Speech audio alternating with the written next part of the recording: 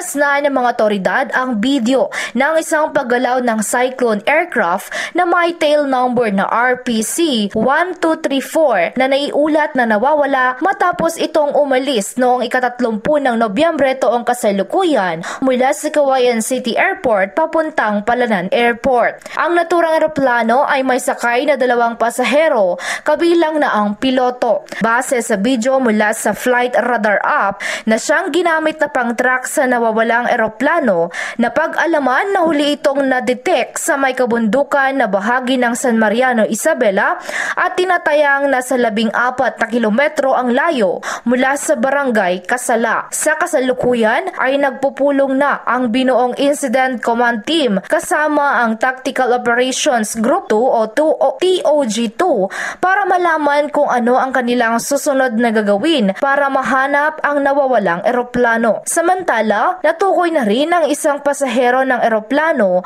at kinilala ito na si Erma Escalante, 43 anyos na isang barangay health worker. Sa nakuhang impormasyon, halos 1 linggo na malagi si Escalante sa lungsod ng Cauayan upang kumonsulta sa doktor kaugnay sa kanyang mga iniindang karamdaman. Mula dito sa Ilagan, Isabela, Jerdel Inere para sa Radyo Alternatibo Balita Nationwide.